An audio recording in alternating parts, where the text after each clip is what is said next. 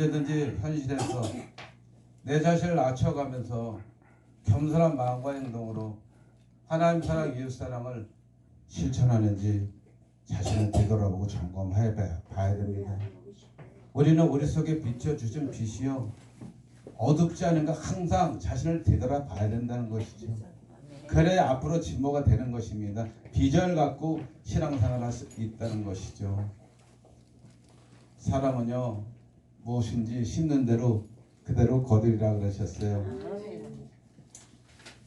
하나님은 교만한 자를 대적하신다고 분명히 말씀에 나와 있어요.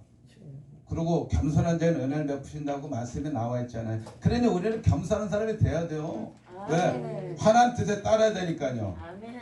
아멘이십니까? 내 안에 겸손한 마음이 계십니까? 겸손하셔야 됩니다. 나보다 남을 더 낮게 여기는 마음이 있어야 됩니다. 우리는 바짝 엎드려야 됩니다. 얼마나 엎드려든지는 하나님 뜻대로 엎드리면 됩니다. 인간의 뜻이 아니고 하나님 뜻대로 엎드리면 하나님의 복을 내려 주신다는 것이죠. 그러니 우리는 얼마나 행복한 사람입니까? 내 안에 주님이 계시고 성령님 계시고 나를 성화시키는 이 과정을 주님이 계신다는 그것만 해도 축복된 사람입니다. 우리도 내 손을 잡고 다 축복된 삶인 걸 다 알고 계시죠? 내 안에 주님이 계신 걸 알고 계시죠? 아멘. 고린도후서 13장 5절에 그렇습니다. 너희 안에 믿음이 있는가?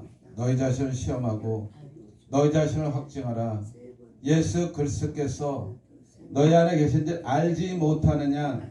그러면 너희는 버림받은 자 그랬어요. 내 안에 주님이 있다는 확실한 믿음이 있어야 된다는 것입니다. 할렐루야. 그래서 주님이 나와 동행한다는 믿음만 있으면요, 어떤 환경도 이겨낼 수가 있다는 것이죠. 그게 우리 주님이 주신 축복입니다. 그러나 우리는 교만한 마음이 너무 많습니다. 스스로 교만을 우리가 다스릴 수가 없는 것이죠.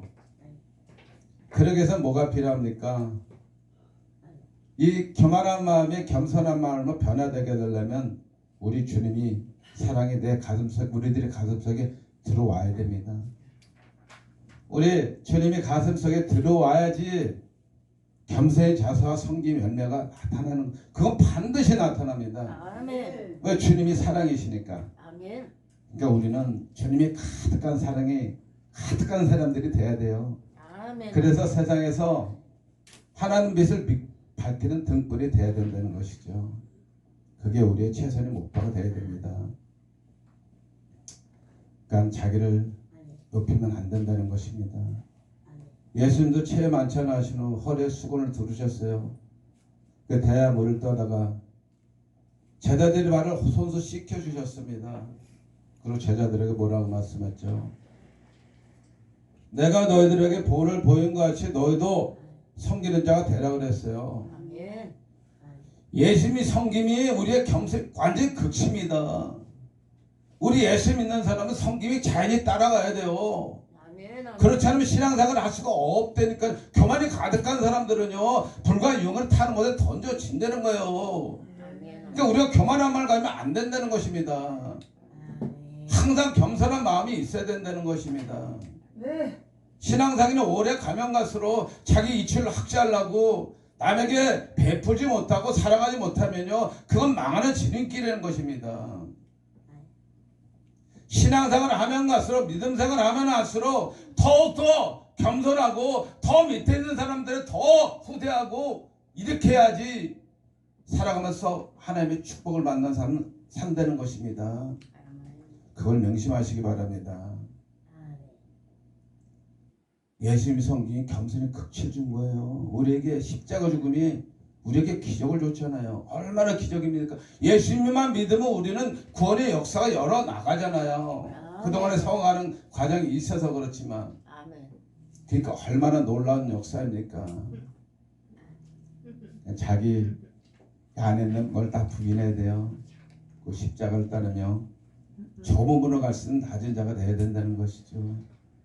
이것이 영생이라는 걸 명심하시기 바랍니다. 자신의 이기심과 욕심을 다 버려야 돼요. 예수 믿는 사람들은 내 안에 있는 이기심과 욕심 다 버려야지 하나님의 칭찬받는다니까요. 우리가 왜 하나님께 칭찬받는 삶을 살려고 그럽니까? 왜? 예수님이 나의 모신 아버지니까 그래요. 예수님이 내 안에 계시니까 하나님 뜻대로 살고 싶어서 낮은 자가 되고 좁은 문으로 들어가려고 노력하는 것입니다. 그것이 예수 믿는 사람의 지름길이라니까요. 타락하지 않고 올바르게 천국 역사에 갈 수 있는 거라는 것입니다. 우리를 위해서 십자가를 지시고 부활의 소망을 주신 예수님께 우리는 감사해야 돼요. 매일 감사가 넘쳐야 돼요.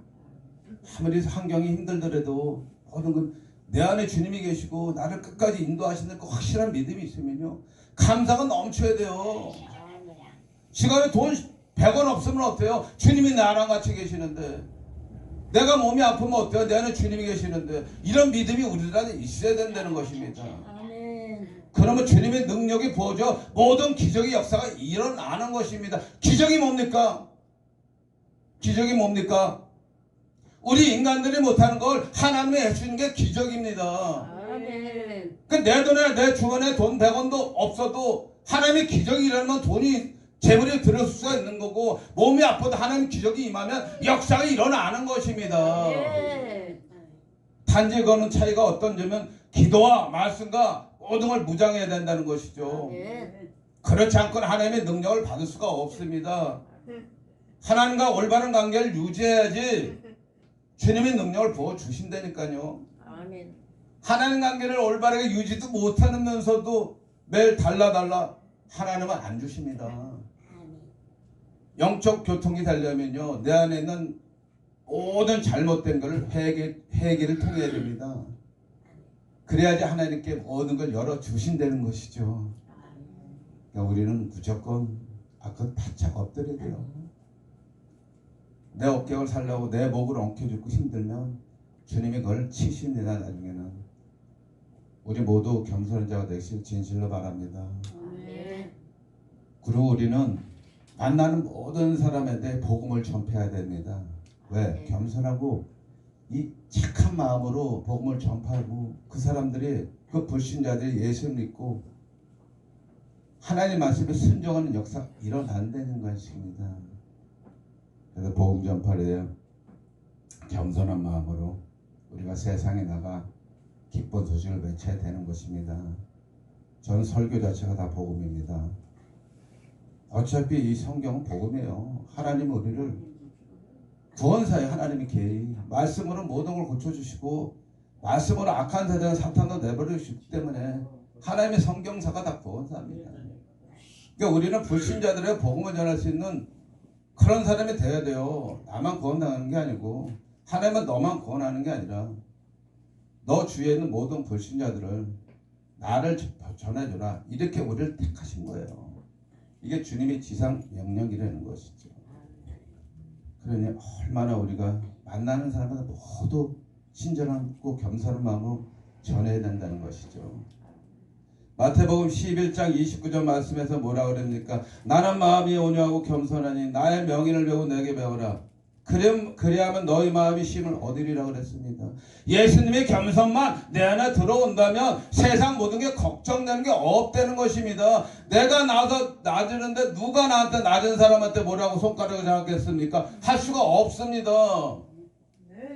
예수님이 내 안에 계셔서 이 말씀을 잡고 붙들면은 인생 살아가는데 신앙 살아가는데 뒤질 수가 없다는 것이죠. 할렐루야. 그 제자들이 예수님께 나왔잖아요. 이 제자들이 뭐라 했습니까? 천국에 누가 크니까 물어봤어요. 그래서 예수님께서 한 어린아이를 불렀잖아요. 그들 가운데 세우시고 너희가 이 어린아이 같이 되지 않으면 천국에 들어갈 수 없다 그랬어요.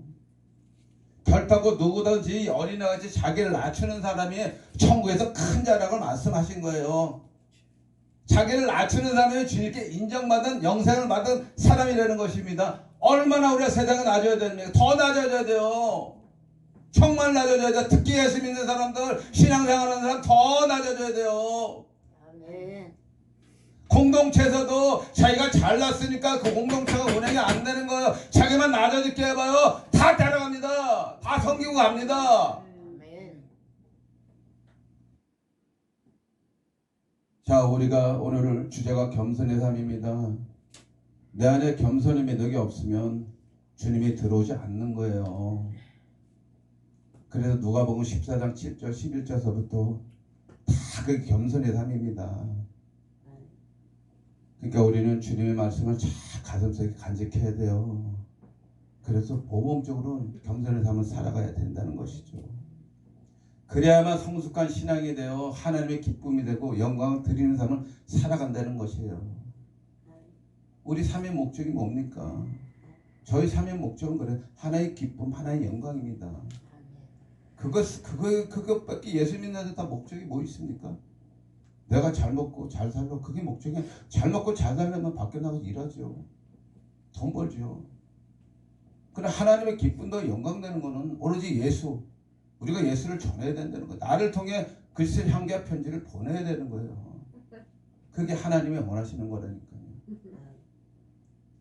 그러니까 우리는 항상 그리스도의 향기와 편지가 되어야 된다는 것입니다. 우리가 축복받는 살려면 제일 먼저 필요한 게 뭔지 압니까? 겸손의 미덕과 섬기는 자세가 우리한테 있어야 돼요. 그래야 하나님께 영광 받는다니까. 하나님께 축복받는다니까요. 하나님은요, 낮은 사람한테는 절대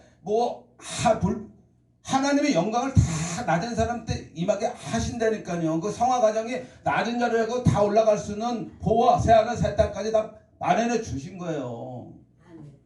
그러니까 우리가 낮은 자가 되어야 된답니다.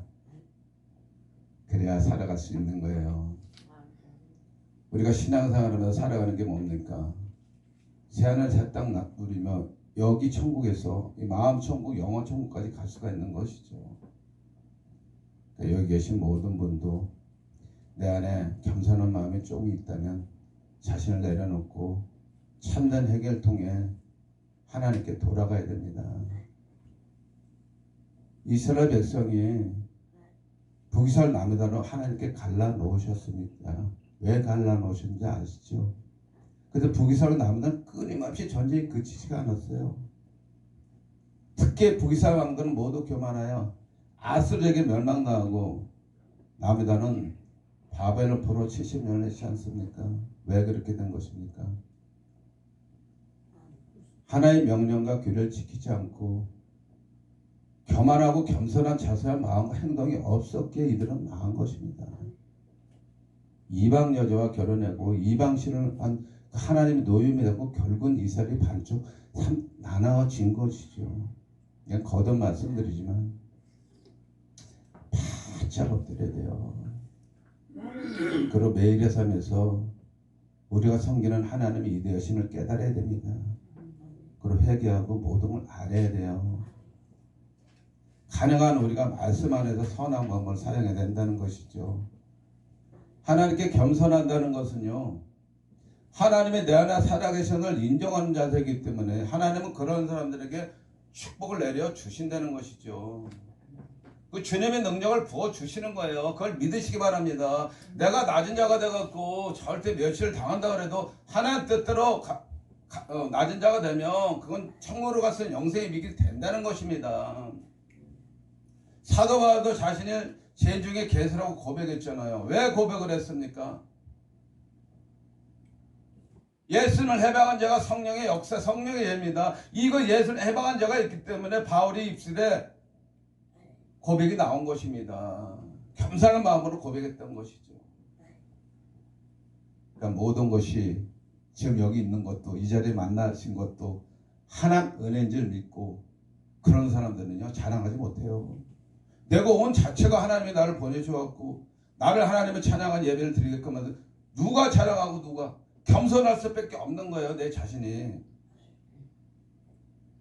주 안에서 겸손하지 못하면 다 망하는 것입니다. 내가 북이스라엘 이렇게 망할 수밖에 없어요. 그러니까 우리가 진실되고 정직한 마음으로 하나님 뜻대로 살아가야 된다는 것이죠. 내가 이렇게 말씀을 전하는 것도 오늘 겸손해서 나도 과연 겸손을 살아가고 있는가. 나 자신도 해결하면서 이 말씀을 봤어요. 사람의 본능은 원래 이 재성이 본질이 있잖아요. 거듭나지 않으면 하나님과 온전한 교류를 할 수 없기 때문에 매일매일 하나님 뜻대로 기도하면서 말씀으로 무장해야 돼요. 그렇지 않고는 우리가 낮은 자가 될 수가 없어요. 그래서 우리는 만수와 기도를 완전 무장하고 하나님께 충성된 일꾼이 돼야 된다는 것이죠. 그 영생을 우리가 허락받았잖아요. 그 모든 걸 하나님이 기뻐하시는 인생을 우리가 추구해야 됩니다. 부르심을 받았잖아요. 우리가 사역자로 부르심을 받았어요. 그게 얼마나 축복입니까? 더구나 말씀을 갖고 말씀의 증인 살아가잖아요. 우리가 그 말씀의 증을 전하잖아요. 예수를 알지 못하는 사람에게 예수를 알게 해주고 예수의 사랑과 친절을 가르쳐주며 영원한 천국으로 인도하시는 사명을 맡기신 하나님께 우리는 감사와 영광을 드려야 된다는 것입니다. 그 주님의 뜻대로 순종하면서 성령님이 조명하심에 따라 선한 정직의 신분을 감당해야 우리가 사명이라는 것입니다. 그거만이 우리의 사명이라는 것입니다. 우리가 이 말씀을 갖고 말씀의 능력을 우리가 한번 입으면은 그 은혜를 입을 수가 없습니다. 이 말씀을 주신 주님을 붙드시면 말씀이 최고구나, 말씀 아니면 다른 게 바칠 수가 없구나, 이런 자기 깨달음이 온다는 것이죠. 성령님은 은사가 각자 은사가 다 틀립니다. 그러나 은사도 굉장히 중요하시죠. 하나님이 주신 은사니까. 그러나 더 중요하신 것은 하나님의 특별 계신 성경이라는 걸 믿으시기 바랍니다. 이 성경 말씀이 있어야 은사가 뒷받침이 되는 거예요. 은사가 많은데 성경 말씀이 뒷받침이 안 되면 허공에 뜨는 것이죠. 아는 건 많아도 절제가 없잖아요. 아는 것이 하나 알면 있는 형식에 불과되는 것입니다. 그러니까 우리가 말씀에 충실해야 겸손하고 너그러운 자가 된다는 것이죠. 그래서 하나님 뜻대로 살라고 노력하고 내가 부족하고 연약한 사람이니까 오직 나보다 남을 더 섬기며 살아가려고 최대한 노력을 하며 공동체에서도 서로 시간을 맞춰주고 약속을 지켜가며 서로가 이 신뢰라는 게 뭡니까? 신뢰가 깨지면요, 이거는 서로 관계가 깨져버리는 거예요. 약속이 깨졌다는 것이죠. 근데 신뢰가 깨뜨리는 게 가장 큰 것이 뭔지 아십니까? 거짓입니다. 거짓은 거짓의 압이 마귀에서 나온 것이잖아요. 그 거짓함으로써 모든 관계가 끊어지는 것이죠. 우리 일꾼들은 거짓되면 안 된다는 것입니다. 정직한 마음으로 항상 진실된 마음으로 살아가야 된다는 것이죠. 그래야 주님이 복을 주신다니까요. 거짓말하는 사람은 복을 안 주신단 말이에요. 우리가 복을 받아야 되잖아요. 아멘. 그러면 정직해야 된단 말입니다. 진실해야 된단 말입니다. 그게 우리의 사명이라는 것이죠. 아멘. 오늘 제가 이 원래를 통해서 설교를 준비하는 과정에 원래는 이렇게 길게 하는 설교가 안 되잖아요. 보통 뭐 10분 안짝으로 끝나는 거니까. 그런데도 우리가 겸손의 삶을 해야 된다, 이 말을 주장 마음을 주시더라고요. 왜요? 공동체에서도 겸손의 마음이 없으면 남을 섬기는 마음이 없잖아요. 공동체에서 질서가 있는 거예요. 하나님의 질서가 있듯이. 직분에 우애가 있는 사람들한테는 고개를 숙여주고 이러면 이게 규율이 있어야 되는 거예요. 너나 나나 이렇게 같이 한다면 그건 공동체가 아니죠. 그래서 회장님도 대우해주고 서로가 같이 이렇게 항호 협조해서 살아가는 공동체가 된다고 겸손의 삶을 제가 선택했어요. 우리가 세상의 부흥협회를 하나님이 기뻐하시는 협의로 이끌어 나가야 돼요. 우리가 그냥 온 건 저 같은 그냥 온 건 아니더라고요. 내가 한길의 목사님을 만나가신 것도 주님의 뜻이고 생전 보지도 못한 분이셨어요. 근데 부흥사에 한번 왔다가 이렇게 연결이 됐는데, 그렇다고 또 그 주님 목사님 왔는데 거기서 또 이거를 부흥협회를 들어오시라고 그러더라고요. 그냥 했더니 이렇게 했습니다. 그래갖고 뭐 수석 공동회장을 맡아갖고 이렇게 꾸준히 하는데 그냥 꾸준히 합니다. 왜? 일단 이거는 주님이 주신 제 직분을 생각하고, 그리고 어떤 환경 속에도 그 시간에 마치자면 어쩔 수가 없지만 최대한 노력을 하려고 그랬죠. 그게 내가 보기엔 낮은 자가 섬기는 자고 겸손의 삶이라고 믿습니다. 그러니까 우리 오늘 이제 결론을 슬슬 맺겠습니다. 우리 모두 겸손과 온유한 마음으로 이웃사랑을 실천하면서 하나님께 인정받으시는 복된 백성이 되시길 주의 이름으로 축원합니다. 기도하겠습니다. 사랑과 은혜가 많으신 하나님 아버지 감사합니다. 우리들이 보길래 이 인천까지 와가 하나님께 예배를 드리지. 그러나 하나님, 하나님의 뜻과 목적과 비전이 계신 줄 믿습니다. 우리들은 아무것도 모르잖아요.